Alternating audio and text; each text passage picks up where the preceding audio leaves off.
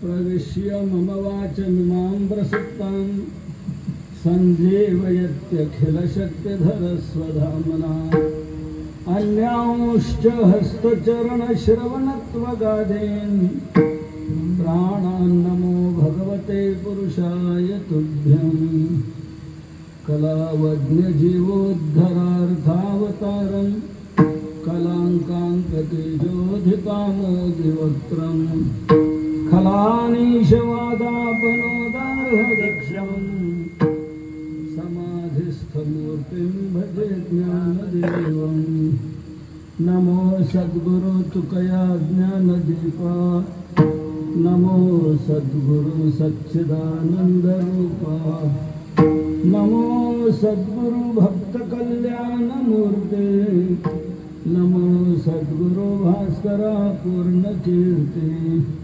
सम्पाद्य ज्ञानैश्च विधाय भक्तिं विलोकितो येन समाधिराजः वैराग्यवन्तं सुविचारयुक्तं नमामि जोगं शिरसा गुरुं तं कर्पूरगौरं करुणावतारं संसारसारं भुजगेन्द्रहारं सदा वसन्तं हृदयारविन्दे भवं भवानी सहितं नमामि।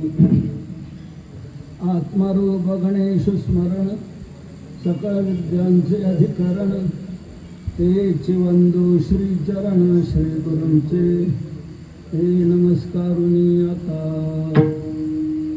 पुण्यवंत व्हावे घेता सज्जनांची नावे मेघे माझी वाचा तुटी महालाभ फुटासाठी प्रस्तुत सेवेकरता घेतलेला अभंग हा देहूचेच प्रसिद्ध साधू संत हृदय सम्राट विश्ववंद्य विश्वसंत विश्वभूषण जगद्गुरु तुकोबराय यांचा या अभंगातून जगद्गुरु तुकोबराय संतांच्या नामचिंतनाचं साफल्य सांगतायत। गजानन महाराज यांच्या पुण्यस्मरणाला 114 वर्ष झालेले आहे म्हणून 114वे वर्ष हे त्यांचं पुण्यस्मरणाचं संपन्न केले जात आहे। त्याबरोबरच शांतीब्रह्म एकनाथ महाराज यांनी जे भागवत पहिले 5 अध्याय पैठणमध्ये लिहिले आणि नंतरचे 26 अध्याय काशीमध्ये पूर्ण केले, त्याला 450 वर्ष पूर्ण झाली।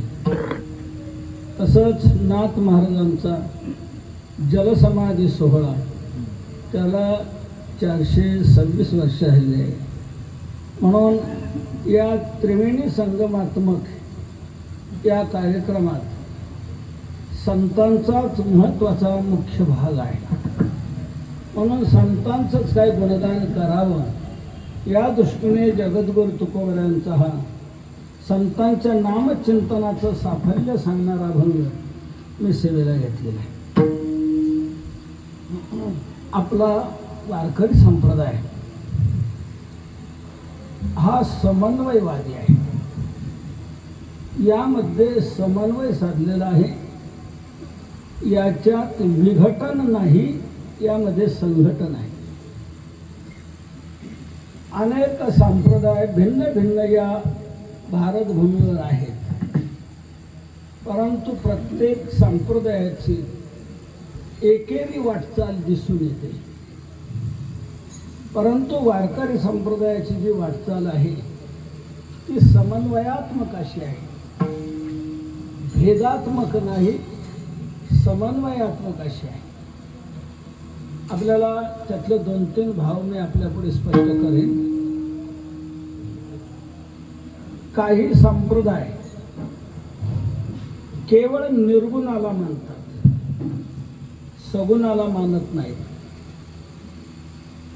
काही संप्रदाय फक्त सगुणाची उपासना करतात, सगुणाला मानतात, निर्गुणाला मानत नाही, असं दिसून येते. पण निर्गुण आणि सगुण दोन्हीलाही मानणारा संप्रदाय आपला वारकरी संप्रदाय. दोन्हीमध्ये भेद पाहत नाहीत, दोन्हीमध्ये अन्वय पाहणारा, दोन्हीचं ऐक्य पाहणारा मानणारा हा वारकरी संप्रदाय आहे. उपनिषदामध्ये सांगितलेलं आहे, द्वे वाव ब्रह्मण रूपे मूर्तंचैवा मूर्तंच. 2 रूप आहेत, एक निर्गुण आणि दुसरं सगुण. तर या दोन्हीचं ऐक्य मानणारा आपला हा वारकरी संप्रदाय. बाप रखुमा देवी वरु सगुण निर्गुण रूप विटेवरी दाविटी खूप. सगुण निर्गुण तुझा म्हणे वेद, तुका म्हणे भेद नाही ना. नवरात्रामध्ये टिपऱ्या खेळल्या जातात. त्या टिपऱ्या 2 आहेत की नाही?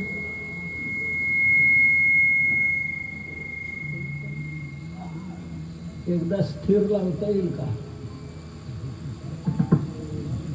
शिट्टी मारणार नाही, या प्रकारे ठेवा. कमी ठेवा ना आवाज, वाढूच नका, ऐकू जायला असं स्वरूप ठेवा.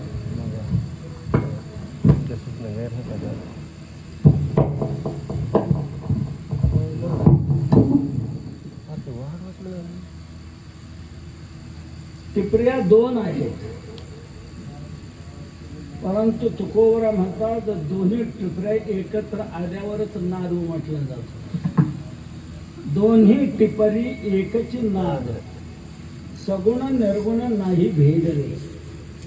सगुण निर्गुणात भेद नाही, दोन्हीचं ऐक्य मानणारा आपला हा वारकरी संप्रदाय. तसंच आणखी अनेक पैलू आपल्या मी लक्षात आणून देईन. काही संप्रदाय विष्णूला मानतात, शंकराला मानत नाहीत. काही शंकराला मानतात, विष्णूला मानत नाही. म्हणून दक्षिणेकडे वीर वैष्णव आणि वीर शैव असे 2 विभागच पडलेले आहेत. वीर वैष्णव फक्त विष्णूची उपासना करतात, शंकराची नाही. वीर शैव जे आहेत ते शंकराचीच करतात, विष्णूची नाही. पण दोन्हीचंही ऐक्य मानून दोघांची उपासना करणारा आपला वारकरी संप्रदाय. तुकोबरा म्हणतात हरी आणि हर या दोन्हीमध्ये भेद नाहीये.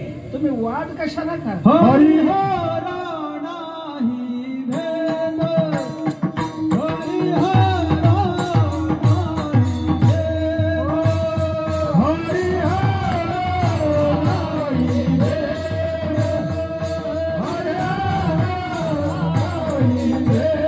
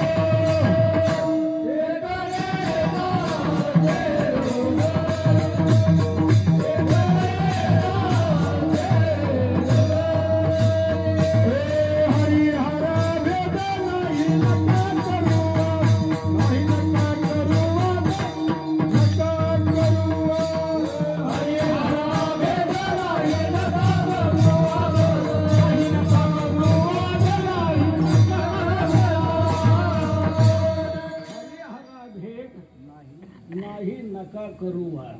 अरे हरामध्ये भेद नाही, तुम्ही वाद करू नका.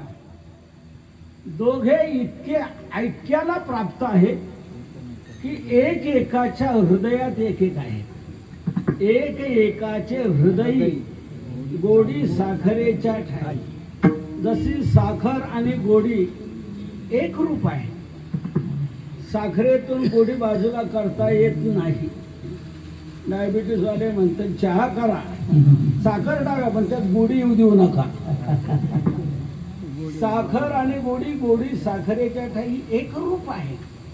तसं शंकर आणि विष्णू दोन्ही एकमेकाच्या हृदयात आहे. एक एकाचे हृदय. शिवस्य हृदयम विष्णू, विष्णोस्तु हृदयम शिव. भगवान शंकराचं हृदय म्हणजे विष्णू आहे, विष्णूचं हृदय म्हणजे शंकर. भेद पाहणाऱ्याला दिसतोय काय भेद? तुकोबाराय म्हणतात मला काही कळतच नाही. त्यांना आडवं काय येतंय नेमकं? दोन्ही नावामध्ये फक्त एका वेलांटीचाच फरक आहे. हरी या नावामध्ये वेलांटी आहे आणि हर या नावामध्ये वेलांटी नाही. दोन्ही नावात एवढाच फरक आहे. इतका भेद करायचा? भेद काशी नाड एक वेलांटीचा. का भेद पाहता, का भेद करता? आम्हाला कोणता आहे? उजवा.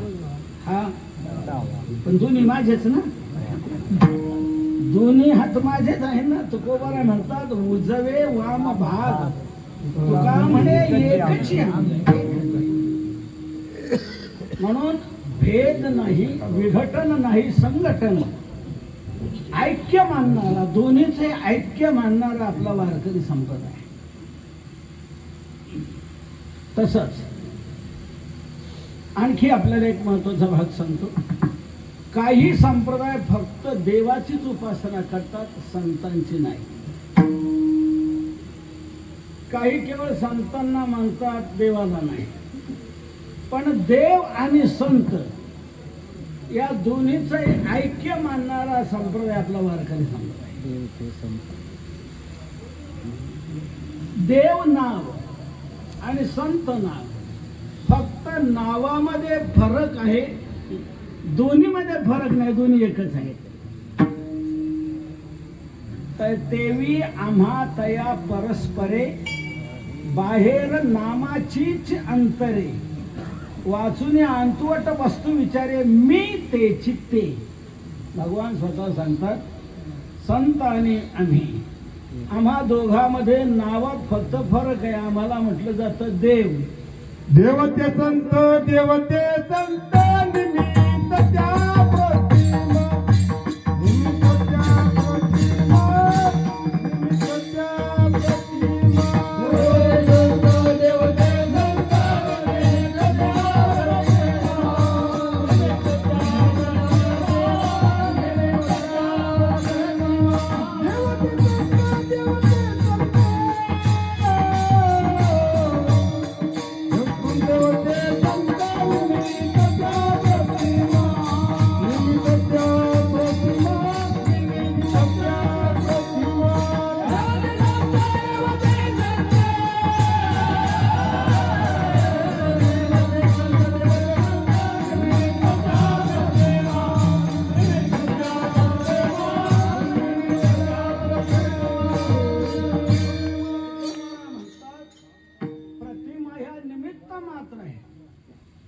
बाकी दोन्ही एकच आहेत. देवते संत, देवते संत, निमित्त त्या प्रतिमा.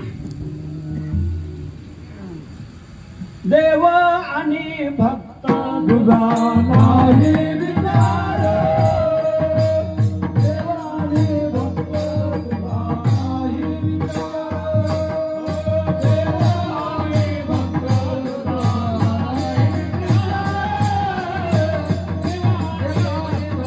तुझा नाही विचार.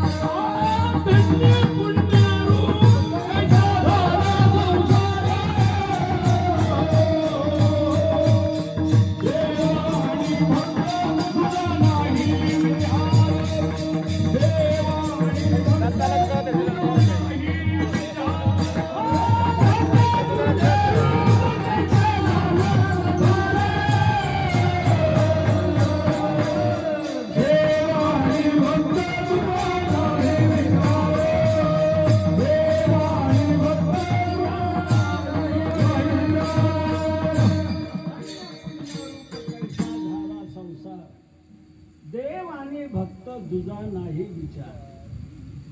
देव आणि भक्त हे वेगळे नाही, दोन्ही एकच आहे.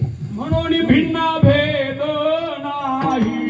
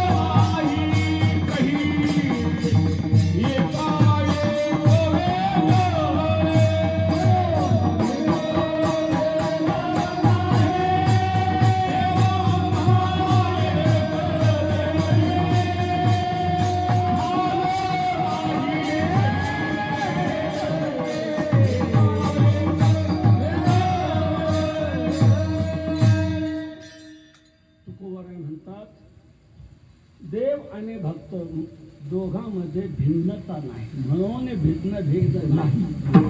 भेद नाही, आम्ही एकच आहोत. तुका म्हणे येथे नाही भिन्न भाव, नाही भिन्न भाव.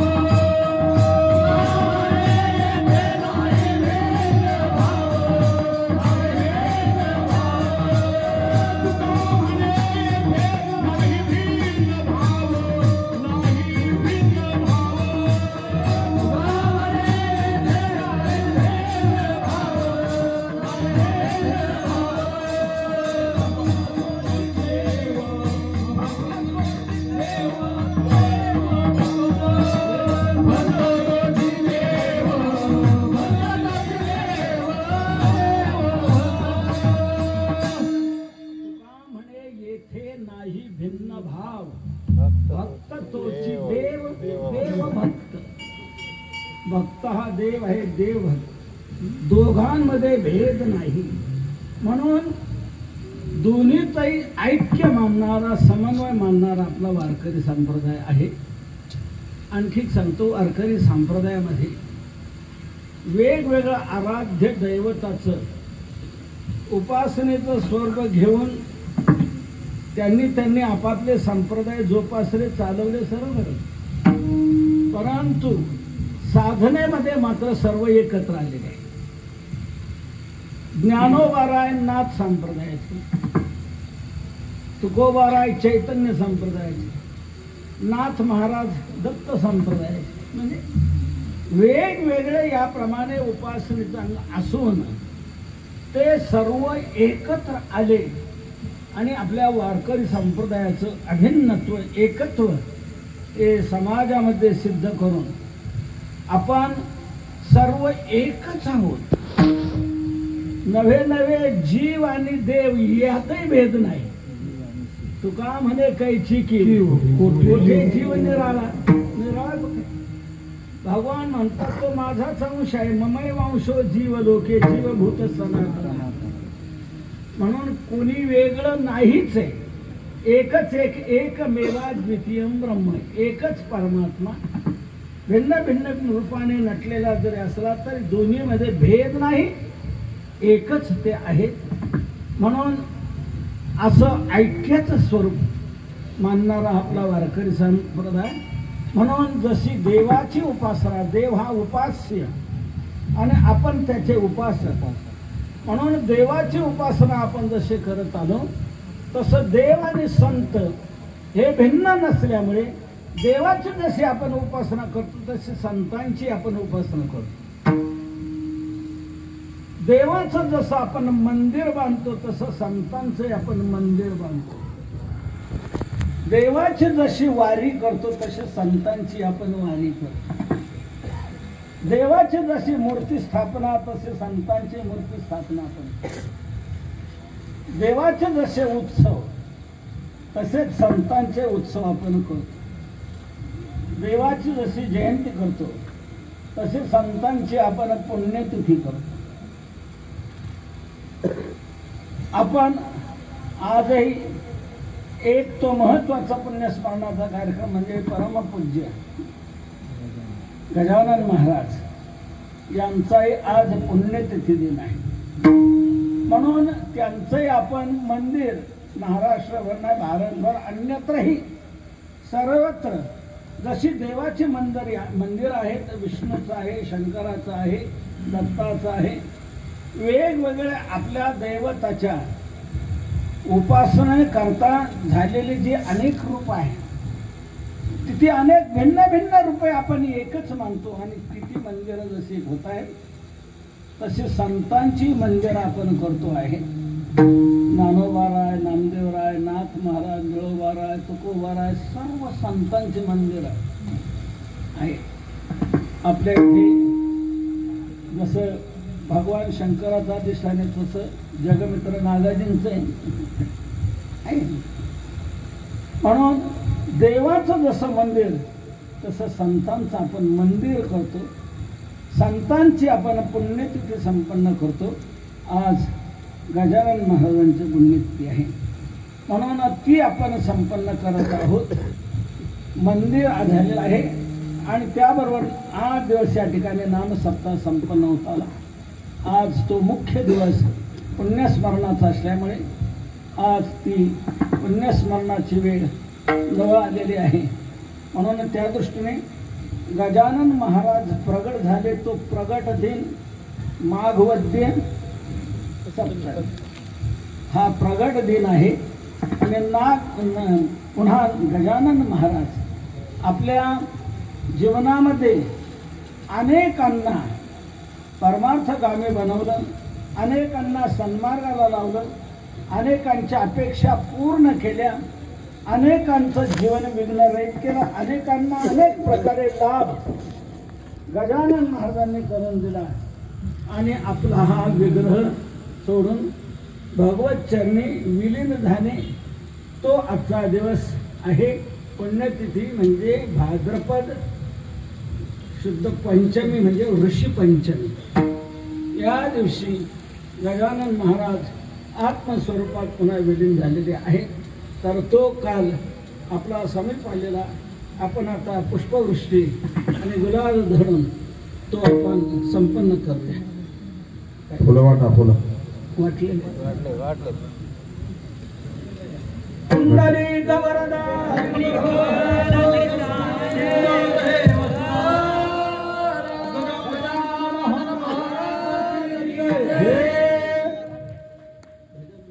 गण गण गणात बोते, गण गण गणात बोते, गण गण गणात बोते, गण गण गणात बोते, गण गण गणात बोते, गण गण गणात बोते, गण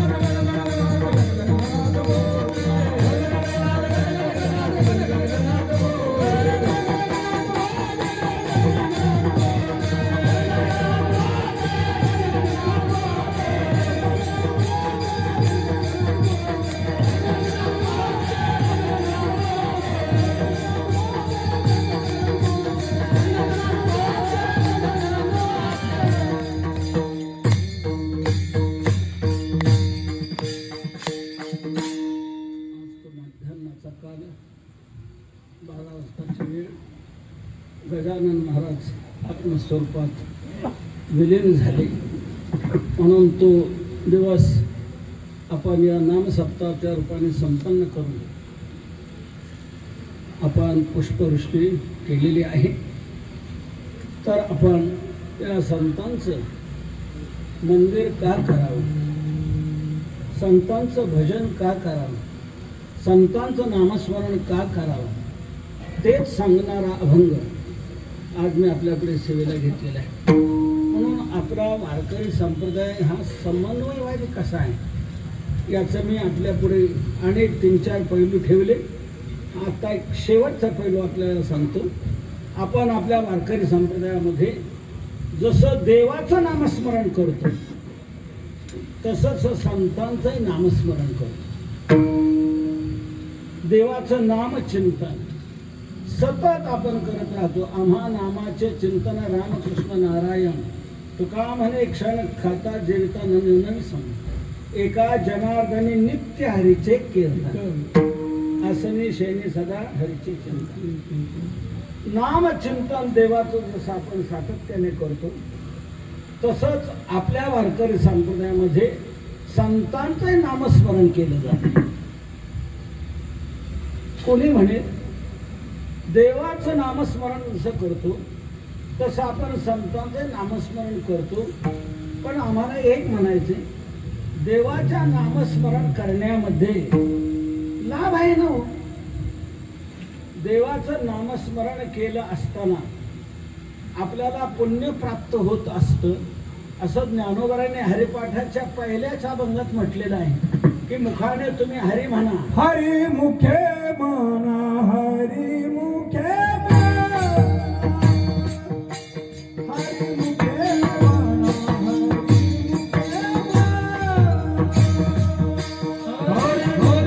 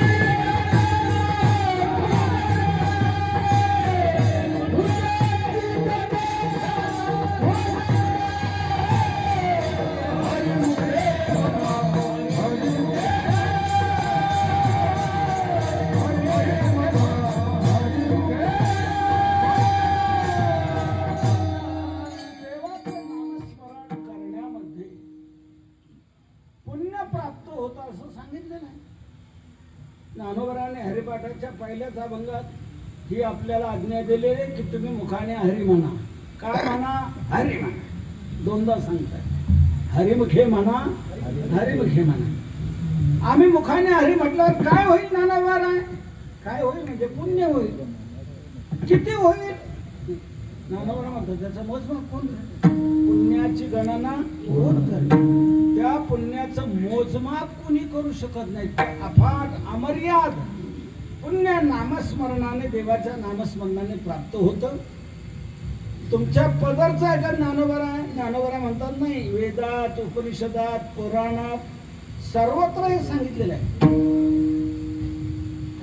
तमुस्तोतारः पूर्वम यथाविध.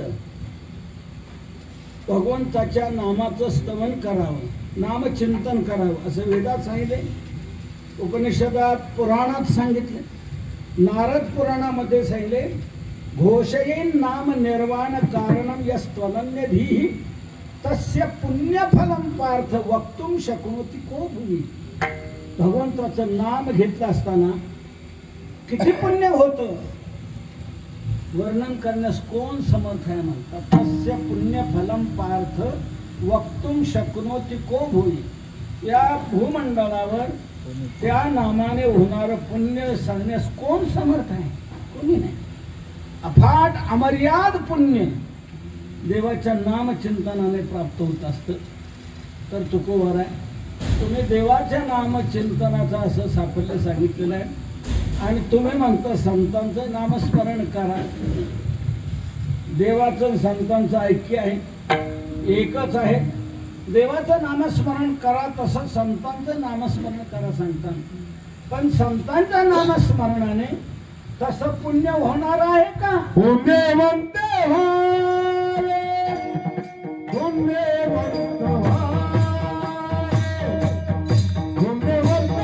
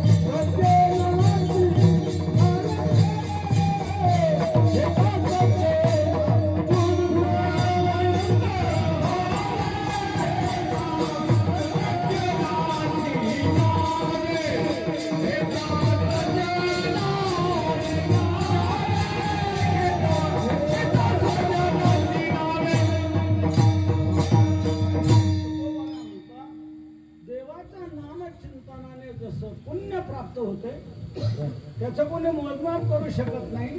तसंच आम्ही जे तुम्हाला संतांचं नामस्मरण करायला सांगतो त्या संतांच्या नामस्मरणातच तसं पुण्य आहे. तुकोबरा म्हणतो तुम्हाला पुण्यवंत व्हायचंय का? डोक्यात काही शंका आणू नका, सज्जनांची नावं घ्या बस आणि पुण्यवान व्हा. पुण्यवंत व्हावे घेता सज्जनांची नावे, सज्जनांची नावे घेता पुण्यवंत व्हावे.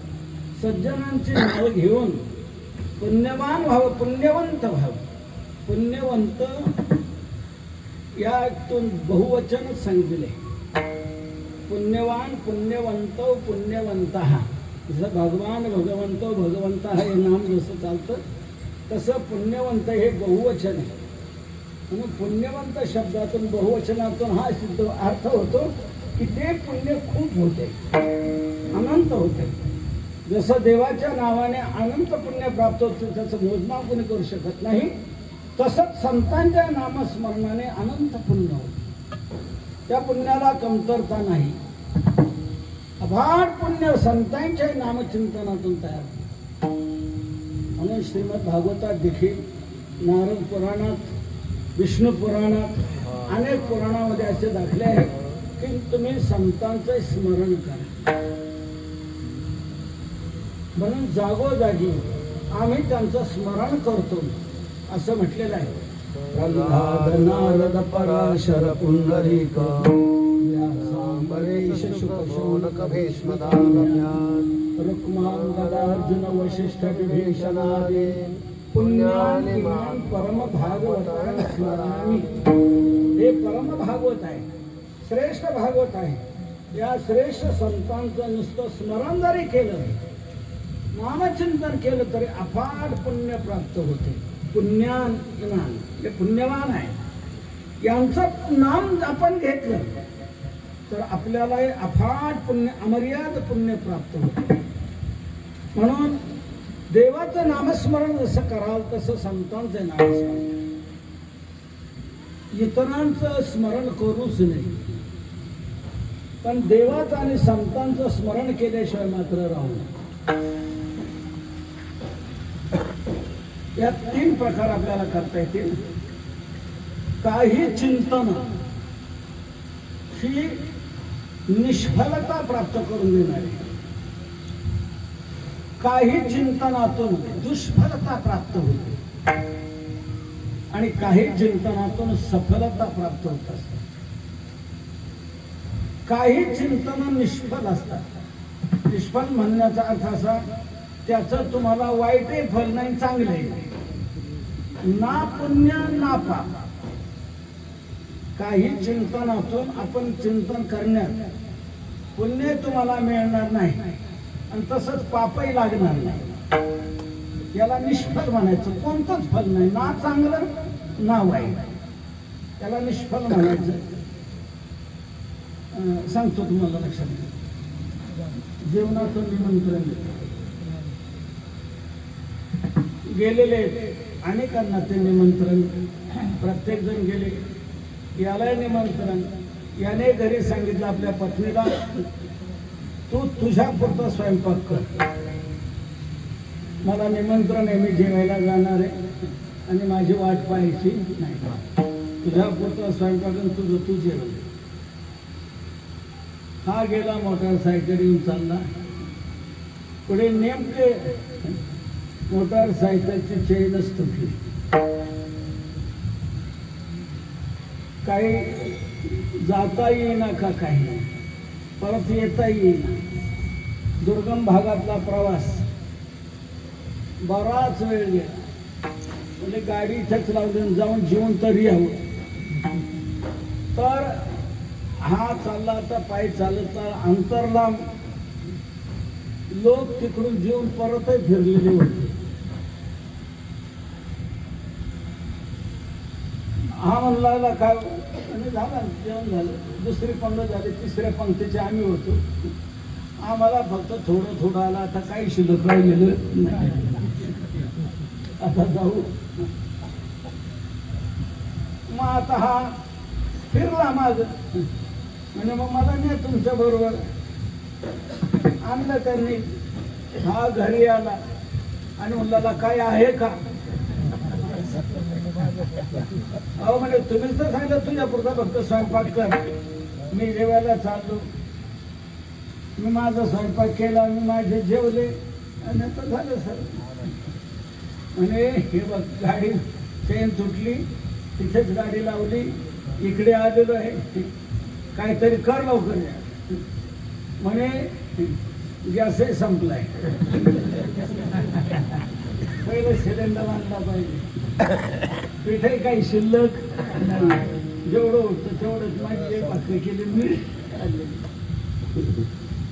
बरं काल म्हणतं बंद असल्यामुळे भाजीपाला काढलं ना, जे होतं तेवढंच केलं. कर लवकर, काहीतरी कर. तर ते म्हणे सिलेंडर. हा बसला, तुम्ही बैठकीत बसा, मी झाल्यावर तुम्हाला बोला. कधी सिलेंडर मिळणार, कधी दळून होणार, कधी कालवण होणार, कधी भाकरी होणार, कधी मी जेवणार.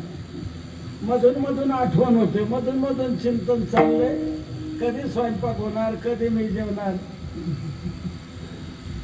आता हा जे सारखं चिंतन करतो, कमीत कमी अर्धा तास 1 तास तरी ते सर्व घडायला व्हायला जाणं. हा प्रत्येक पाहतोय काय झालं का, काय आवरलं का, कुठपर्यंत आलं, काय झालं, चाललंय याचं चिंतन. या चिंतनाने पुण्य मिळेल का, नाही. तर पाप लागेल का, पापही नाही. या चिंतनातून तुम्हाला पुण्य मिळणार नाही, तुम्हाला पापही लागणार नाही. म्हणजे या चिंतनाला निष्फल चिंतन. काही चिंतन ही दुष्फल असतात, म्हणजे त्या चिंतनातून दुष्फल प्राप्त होतं, वाईट फल प्राप्त होतं. एखाद्या पतिव्रता स्त्रीच्या ठिकाणी अन्य पुरुषाचं चिंतन जर घडलं तर अन्य पुरुषाच्या चिंतनात तिला पाप लागत. आंबोला केला जरी धावे मन, बुडती 42 जाती नाक कान. आपण बुडती पती बुडविती दोन्ही कुळे नेती आघत पाहत. आता या चिंतनाने काय झालं, दुष्फळ पदराचं दोन्ही कुळाला पतनाला जावं लागलं, नाक कान गेले. म्हणजे हे चिंतन काय झालं, दुष्फलता प्राप्त करून देणं. पण देवाचं चिंतन आणि संतांचं चिंतन हे मात्र उत्तम फलाची प्राप्ती करून देणार. उत्तम फल प्राप्त होत, अफाट पुण्य तयार होत. म्हणून देवाच्या नामचिंतनाचं अफाट पुण्य आहे. तसंच संतांचं नामचिंतन तुम्ही करा, त्या नामचिंतनात तुम्हाला अफाट पुण्य प्राप्त होणार आहे. तुकोबरा म्हणतो, मनात शंका आणूच नका. पुण्यवंत व्हायचंय का, एक करा, सज्जनांची नावं घ्या आणि पुण्यवंत व्हा. महाराज तुम्ही आम्हाला सज्जनांची नावं घ्यायला सांगता, तुम्हाला राखता येणार नाही ना? नाही, बोला काय बोलायचं. ते लोक म्हणू लागले, तुम्ही आम्हाला नामचिंतन करायला सांगता संतांचं, तुम्ही करता का? तुकोबरा म्हणतात, मी करतो का तुम्ही विचारता? तर सांगू तुम्हाला, माझी वाचा तर संतांचं नाम न घेण्याची तुटी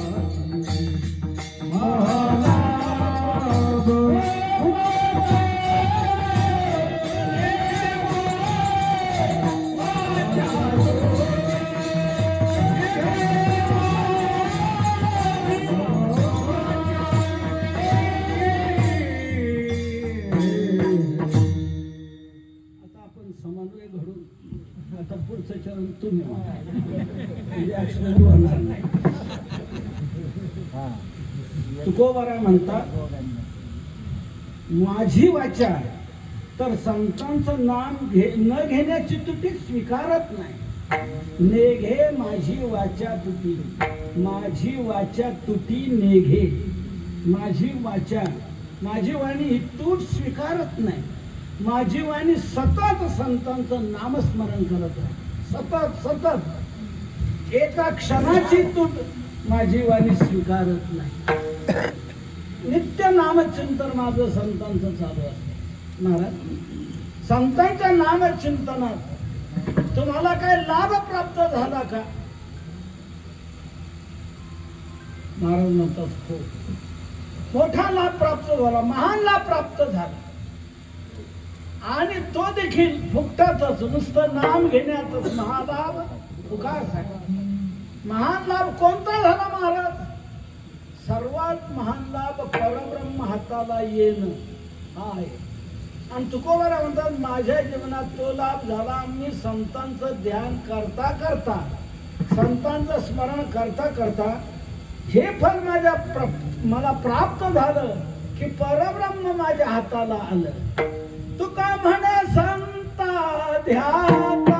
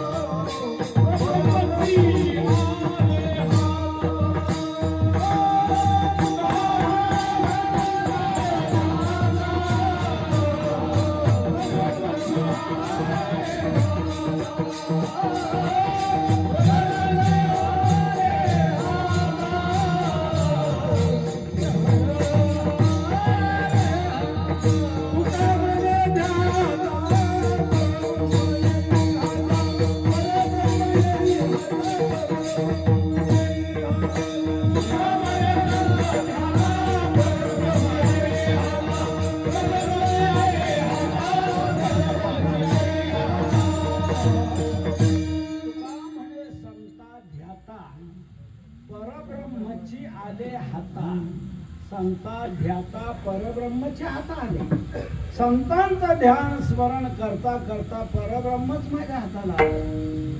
आणि परब्रह्म हाताला येणं हा सर्वात मोठा लाभ आहे. याच्यापेक्षा मोठा लाभ दुसरा कोणता नाही. यम लाभांना परो लाभो यत सुखांना परम सुखा. यम लब्ध्वा च परम लाभम मन्यते नाधिकं तथा. याच्यापेक्षा श्रेष्ठ लाभ दुसरा कोणता नाही. तुका म्हणे आता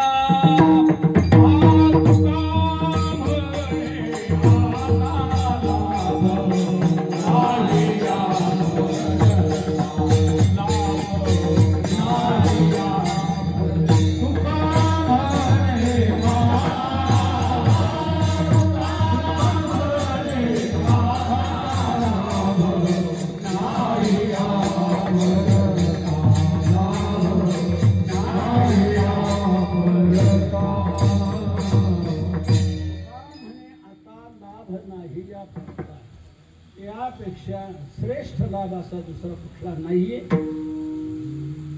सर्वात श्रेष्ठ लाभ हा आहे परब्रह्म हाताला येणं. तुकोबारा म्हणतात संतांचं ध्यान करण्यात ते स्मरण करण्यामध्ये परब्रह्मच माझ्या हाताला आलेलं आहे. तुका म्हणे संता द्या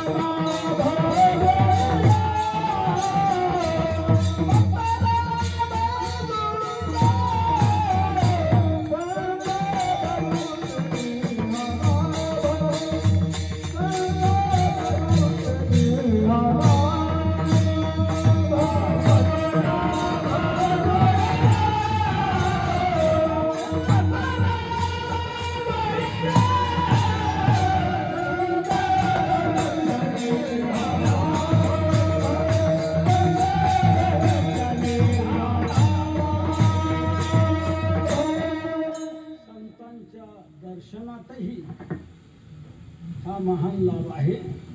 संतांच्या नामचिंतनात मी सतत रममान आहे. माझी वाणी ती तूट स्वीकारत नाही. तुकोबारा म्हणतात मेघे माझी वाचा तुटी. महालाभ फुकासाठी फुकटात महान लाभ प्राप्त होते. फुकटात म्हणजे त्याच्याकरता काही खर्च करावा लागत नाही. नुसतं नाम घ्यायचं. नाम घेताना काही मोल लागत नाही. नाम घेता नदगे मोल, काही मोल लागत नाही. नुसतं नाम घेण्यातही लाभ. इतरत्र नाम घेण्यातून आपल्याला काही लाभ होतो असं नाही. भूक लागली या माळ म्हणा भाकरी भाकरी भाकरी भाकरी भाकरी पोट भरल का. तहान लागली म्हणा पाणी पाणी वाटर वाटर. नाव घेतल्याने तहान जात नाही. नाव घेतल्याने पोट भरत नाही. नाव घेतल्याने साखर साखर साखर म्हणणे तोंड गोड होत नाही. पण इथे मात्र नुसतं संतांचं नाम घेण्यातही फुकटातही नाम घेण्यात लाभ महान आहे. काहीला खूप कष्ट घ्यावे लागतात आणि फल मात्र थोडं. ज्ञानोबारांनी ज्ञानेश्वरी म्हणते एका कणा लागी उंदीरा कवा उपसे डोंगर. एक कण मिळण्याकरता उंदीर सगळा डोंगर पोखरून काढतो. काय मिळतं? एक कण मिळतं. गारुडी किती कष्ट घेतो, मिळतं 1-1 रुपया कोण देतो. कष्ट फार, लाभ कमी. काही कष्ट आहे पण नामचिंतनात कष्ट नाही आणि लाभ मात्र महान आहे. फुकटात महालाभ फुकासाठी. म्हणून संतांच्या नामचिंतनातही देवाच्या नामचिंतनासारखं फल प्राप्त होत असतं. महाराज, देवाचं नामचिंतन संतांचं नामचिंतन सातत्याने घडत राहिलं पण जीवनामध्ये आपण ज्या वेळेला जे जे काय करत असतो त्या कर्मामध्ये शेवटी आपल्याला विश्रांतीची अपेक्षा असते. विश्रांतीचा ठाव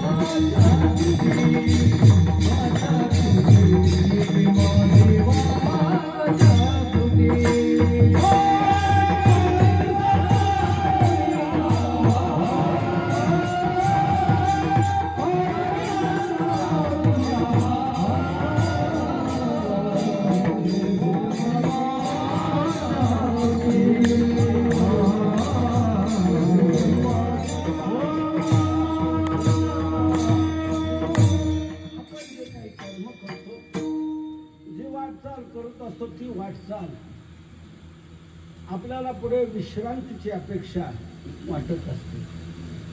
मग संतांच्या नामस्मरण करण्यातून आपल्याला पुढे विश्रांती काय मिळू शकणार आहे का? त्याची आवश्यकता आहे.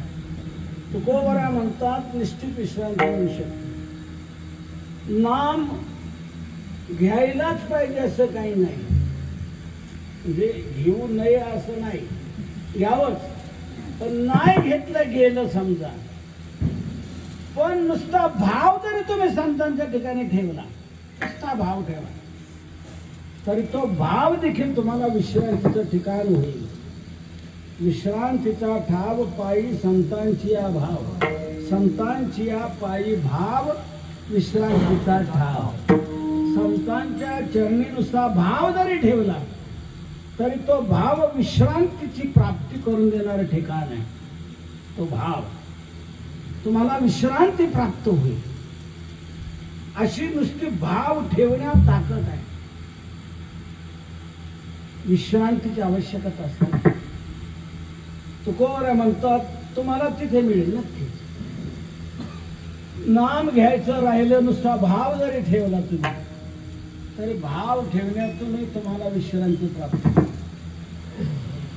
संतांच्या गावाला जाण्यात विश्रांती मिळू शकते. जाशी तरी जाई संतांची गावा, होईल विसावा तेथे मना. भाव ठेवण्या त्यापेक्षा नुसतं ते ज्या गावाला असतात त्या गावाला जाण्यात विश्रांती. जाशी तरी जाई संतांची या गावा, होईल विसावा तेथे मना. तिथे विसावा प्राप्त होतो, विश्रांती. तेथे माझ्या जीवा पावला विसावा, तेथे माझ्या जीवा पावला विसावा, तेथे माझ्या जीवा पावला विसावा, तेथे माझ्या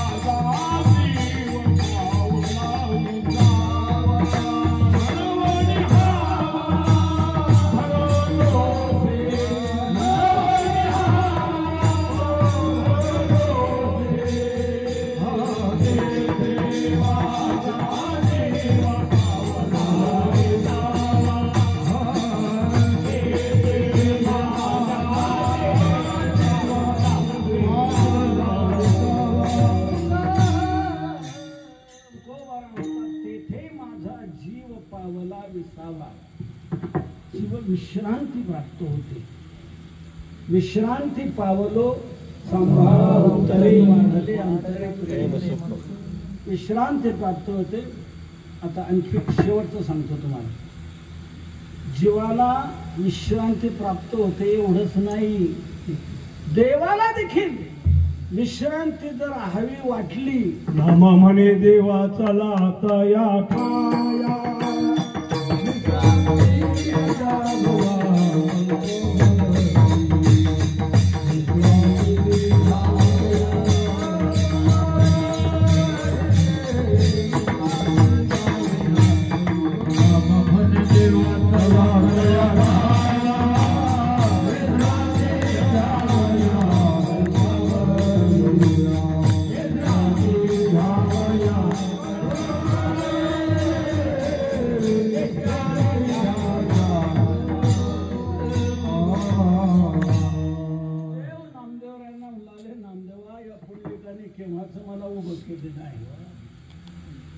मला विश्रांतीची गरज वाटते रे.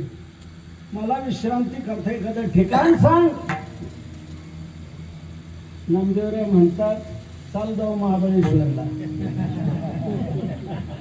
नाही, नामदेवरायाने ठिकाण कोणतं सांगितलं? नामा म्हणे देवा चला तया ठाया. तया ठाया म्हणजे आळंदी हे गाव, पुण्यभूमी ठाव, दैवताचे नाव सिद्धेश्वर. 84 सिद्धांचा सिद्ध मिळावा तो सुख सोहळा काय म्हणे. विमानांची राखे कृष्णांचा वृषा स्वर्गीय म्हणे देव करिता. ते नामा म्हणे देवा चला तया ठाया. तिथे चला, आळंदीला चला. आळंदी हे विश्रांतीचं ठिकाण आहे, विश्रांतीचे स्थान, संतांचे माहेर. ते या भूमीवर अलंकापूर. अलंकापूर हे विश्रांतीचं ठिकाण आहे. या भूमीवर तिथे चला. म्हणजे जीवाला तर विश्रांती प्राप्त होतेच होते, परंतु देवालाही विश्रांती मिळण्याचं ठिकाण म्हणजे संत आहे. म्हणून विश्रांतीचा ठाव पायी संतांचे अभाव. मेघे माझी वाचा ते महालाभ पुरासाठी. एक हळूच उठला आणि तो म्हणला महाराज एक राहिली मनात शंका. म्हणजे काय? देवाच्या नामचिंतनाचं दुहेरी फल सांगितलेलं आहे. देवाचं नामचिंतन करण्यामध्ये नुसतं पुण्यच मिळतं असं नाही, तर देवाचं नामचिंतन करण्यात पापही जातंय. ज्ञानोबारांनी हरिपाठात सांगितलंय, हरिमुखे म्हणा हरिमुखे म्हणा पुण्याची गणना कोण करेल. हे जसं सांगितलं तसंच हरि उच्चाराने अनंत पाप पाप जातंय आणि पुण्य मिळते. असं दुहेरी फल आहे देवाचं नाम घेण्यामध्ये. नाम संकीर्तन वैष्णवांची जोडी पापे अनंत कोडी गेली त्यांची. नाम संकीर्तन साधनापै सोपे जळतील पापे. नाम मंत्र जप कोटी जाईल पाप. किती पाप असू द्या तुमचं, नामापुढे राहू शकत नाही. नामनोस्ती यावती शक्ती पाप निर्हरणे हरे हे तावत कर्तुम न शक्नोती पातकम पातकी जना. नाम किती पाप घालवत असं जर कोणी विचारलं तर त्याचं उत्तर असं दिलं जातंय, नाम इतकं पाप घालवतं की तितकं पाप. एखाद्याने ठरवलं काय इतकं पाप करायचं की ते नामचिंतनाला गेलंच नाही पाहिजे, इतकं पाप करायचं. तर सांगतात कोणताही पापी तितकं पाप करू शकणार नाही की जितकं पाप नाम घालवतंय. जितकं पाप नाम घालवतंय तितकं पाप कोणताही पापी करू शकत नाही. नामनोस्ती यावती शक्ती पाप निर्हरणे हरे हे तावत कर्तुम न शक्नोती पातकम पातकी जना. पातकी लोक देखील तितकं पाप करू शकणार नाही की जितकं पाप नाम घालवू शकतंय. इतकी नामचिंतनामध्ये पाप घालवण्याची महान शक्ती आहे. किती पाप असू द्या तुमचं, नामचिंतनापुढे राहू शकत नाही. म्हणून नामचिंतनाने जसं पुण्य प्राप्त होतं तसं नामचिंतनात ताकद अशी की ते पापही घालवतं. तर देवाचं नामचिंतन असं दुहेरी फल देणारे, पापही घालवतंय आणि पुण्य देते. तर नामचिंतनाने पुण्य मिळतं. तुम्ही संतांच्या नामचिंतनाचं साफल्य सांगितलं, पण देवाच्या नामचिंतनात जसं पाप जातं तसं संतांच्या नाम चिंतनाने पाप जाईल का? तुका म्हणे पाप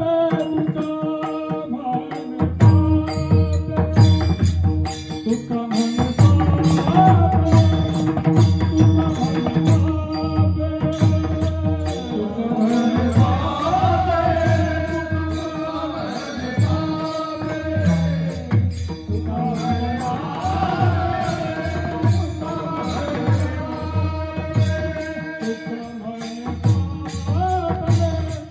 तुका म्हणे पाप